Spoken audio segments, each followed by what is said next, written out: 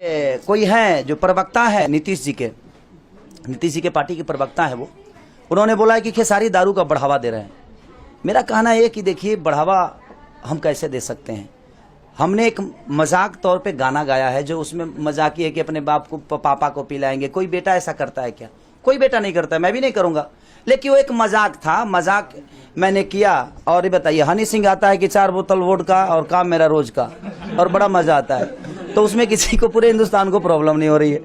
और मैं थोड़ा सा विवादित हूँ, मैं कुछ भी बोल देता हूँ तो प्रॉब्लम होती है। आज एक चैनल से मेरी बात हुई, टॉकिंग हुई मेरी, और उसने पूछा कि ऐसे ऐसी बातें, और मैंने बात की, और बात करने के बाद वो छोटी सी एक क्लिप फिर से दोबारा डाल दिया, और मैंने जो उसके आगे पीछे जो बातें की उसको डाला ही नहीं।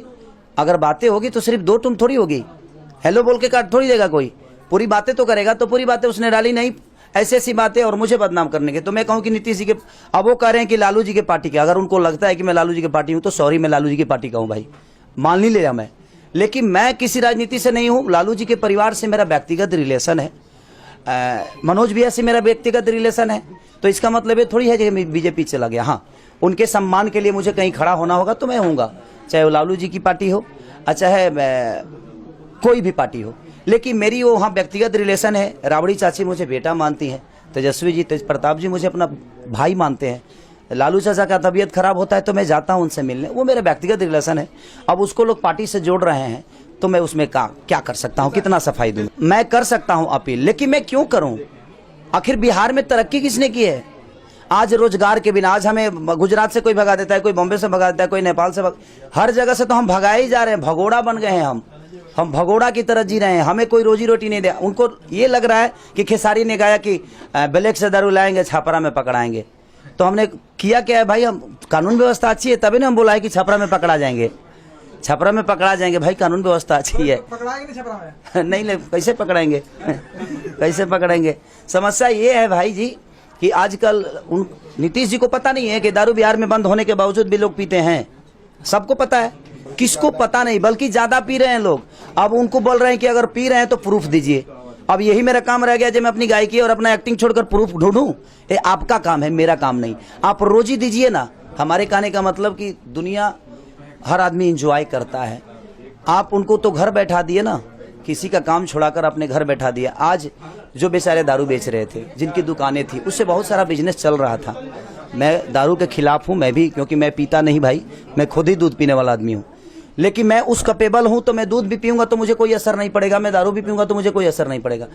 रीजन ये है कि जितने वहां वर्कर थे जो दारू फैक्ट्री में काम करते थे, जो वाइन शॉप पे काम करते थे, आज जो घर बैठ गए, तो उनको रोजी तो दीजिए आप, उनको कोई रोजगार तो दीजिए। बिहार में एक रोजगार कोई बता दे मुझे। बालू भी होता है तो 6 महीने में बंद हो जाता है। देखिए अब नीतीश जी बोलेंगे जो खेसारी प्रूफ दें, तो अब हम कहाँ प्रूफ देंगे? ये तो दुनिया का कहना है। उनको अगर पता ही करना है कि दारू बिकता है कि नहीं और पीते हैं कि नहीं, तो एक बार यूट्यूब पे सर्च कर लें और एक न्यूज बनाकर डालें कि बिहार में दारू लोग पीते हैं कि नहीं पीते हैं, तुरंत ही पता चलेगा कि हाँ कितने लोग पीते हैं। दारू बंद होने के बाद भी लोग पीते हैं कि नहीं, तो पब्लिक बताएगी ना जहाँ लोग पीते हैं कि नहीं। कानून व्यवस्था आपका कितना अच्छा है, यहाँ रोगी ठीक नहीं किया जाता है, रोगी को ही मार दिया जाता है। आप रोजगार दीजिए तो लोग अपने रोजगार में लुप्त हो जाएंगे ना। हम दूसरे के राज्य को टैक्स देकर, आज ये खेसारी का बंगला जितने का भी हो, चाहे 10 करोड़ का है या 13 करोड़ का है या 20 करोड़ का है, आज अगर मेरे बिहार में फिल्म सिटी होती, बिहार में व्यवस्था होती, बिहार में चीजें होती, तो ये टैक्स जो मैं बॉम्बे को पे कर रहा हूँ, महाराष्ट्र को पे कर रहा हूँ, मेरे जितने भी फ्लैट हैं जो मैं रजिस्ट्री करता हूँ, जो टैक्स मैं बॉम्बे को पे कर रहा हूँ, वो मैं बिहार सरकार को पे करता, और उससे हमारी उन्नति होती। तो हर आदमी आज जाकर कहीं ना कहीं लोगों के लिए काम करता, लोगों के लिए कुछ करता, और तरक्की हमारे बिहार का होता। तो जब हमारे बिहार में टैक्स ही नहीं है तो तरक्की कहाँ से होगी? चंदे के पैसे से तो सिर्फ पूजा हो सकता है भाई, केंद्र का पैसा आएगा तो पूजा होगा। और वो केंद्र के पैसे कितने लाल बत्ती हैं, लाल बत्ती पे आते आते पता चला जो 100 करोड़ रिलीज हुआ है, और पता चला जो आ गया एक बार 2 करोड़ रुपए। नहीं भाई, 2 करोड़ में पुल बनाना है तो 2 करोड़ का पुल कितने में बनेगा? तो खत्म ही ना हो जाएगा जी। तो समस्या ये है कि आप रोजी नहीं देते हैं। अगर कोई मनोरंजन के लिए गा देता है तो खेसारी दुश्मन बन जाता है। नीतीश जी मर गए ना, वो बने हैं। देखिए हमारे प्रॉब्लम जानते हैं क्या है? खेसारी आज हर आदमी का दुश्मन बना हुआ है, हर आदमी का दुश्मन, चाहे वो इंडस्ट्री हो, कुछ लोग जो इंडस्ट्री, कुछ लोग, मैं ऐसे नहीं कह रहा हूँ कि बहुत सारे लोग, कुछ लोग जो हैं उनकी भी प्रॉब्लम हूँ मैं, कुछ राजनेताओं का भी प्रॉब्लम हूँ मैं, और ये बताइए कि मैं पब्लिक से दूर रहता हूं, मैं अगर कोई गाना गा देता हूं तो अश्लीलता का भंडार हो जाता है, लोगों को अश्लील। लेकिन जब खेसारी किसी को गोद लेता है तो ये किसी को नजर नहीं आता। आप किसी की अच्छाई को भी तो दिखाइए। मेरा कहने का मतलब यह है, वो उस इंसान को कोई मार सकता है महाराज जिसको पूरी दुनिया प्यार करती हो।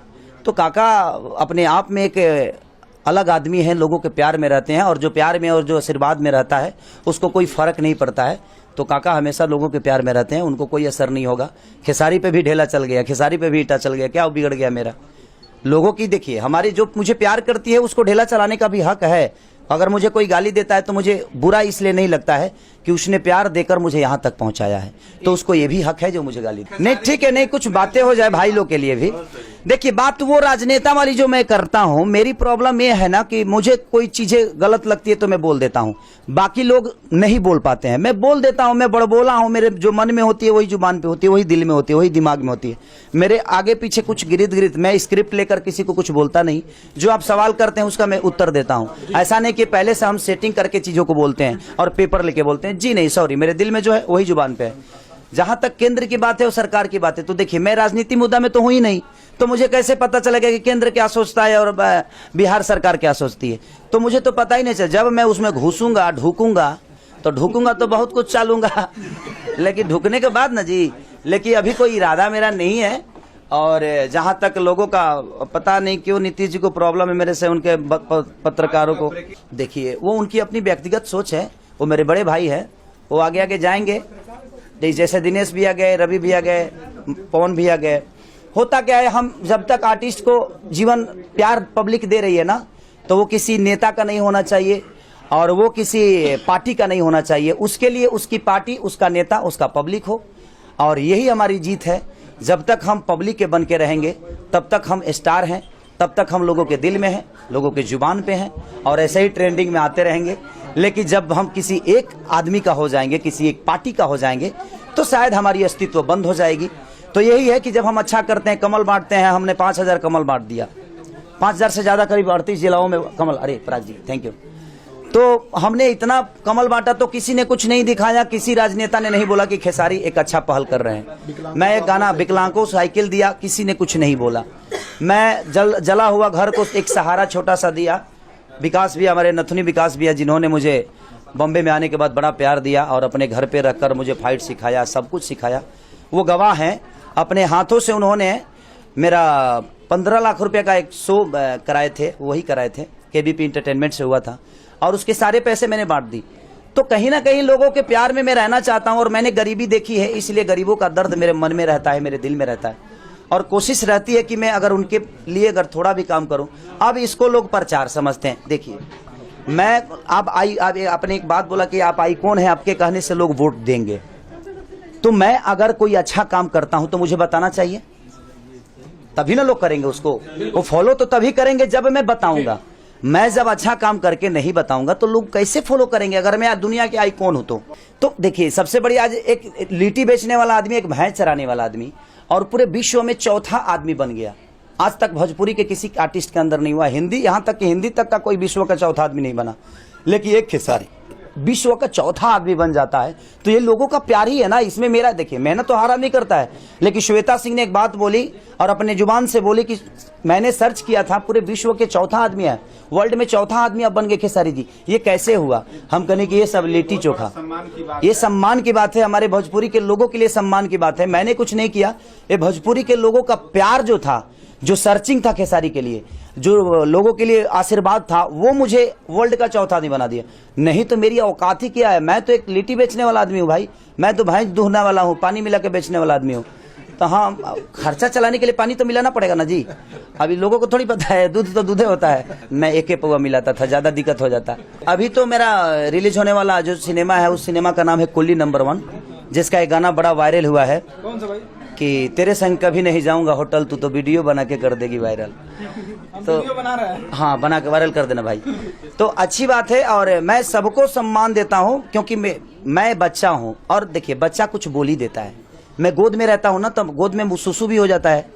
तो मैं पूरे ऑडियंस का, पूरे लोगों का एक बच्चा हूँ, मैं सबके गोद में रहता हूँ, तो थोड़ा सा सुसु तो करूंगा ना जी, थोड़ा सा सुसु करूंगा। और हमारी ऑडियंस जो है हमारी गार्जियन है, हमारी पिता है, हमारी माँ है, तो थोड़ा सा बर्दाश्त कर लीजिएगा, आप लोगों से रिक्वेस्ट कर रहा हूँ कि मैं आपका बच्चा हूँ, कभी कभी सुसु करता हूँ मैं, तो थोड़ा सा आप लोगों को बर्दाश्त करना चाहिए और प्यार देना चाहिए, उसको प्यार समझ के, अपना बच्चा समझ के माफ़ करिएगा।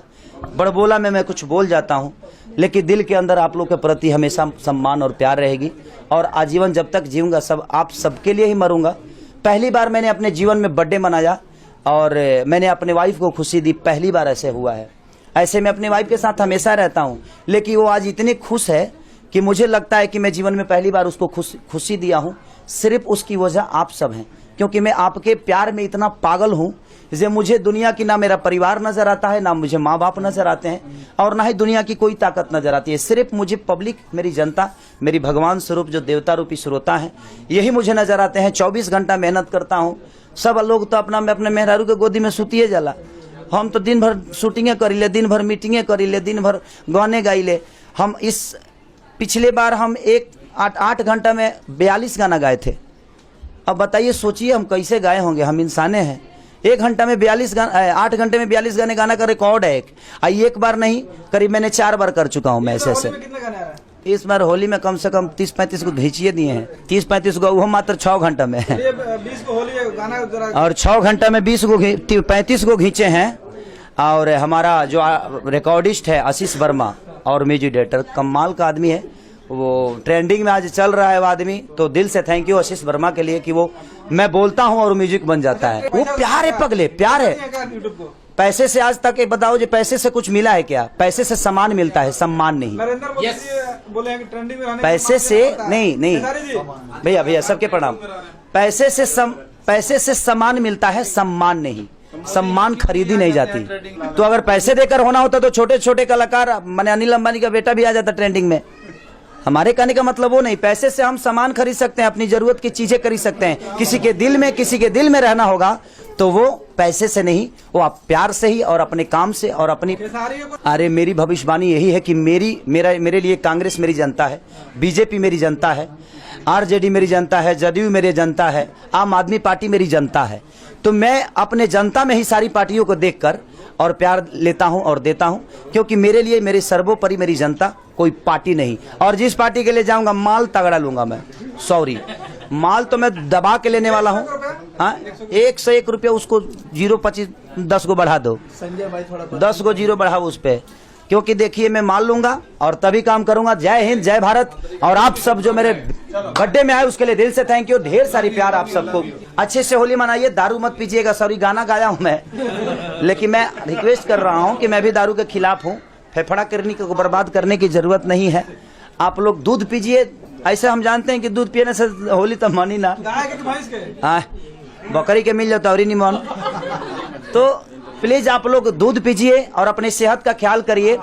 और हानिकारक के लिए, हानिकारक नहीं, स्वस्थ के लिए हानिकारक है ना, स्वस्थ के लिए हानिकारक है दारू पीना। तो प्लीज आप सब होली में अपने परिवार के साथ बिताइए और दूध पी के बिताइए, दारू पी के नहीं। जय हिंद, जय भारत, वंदे।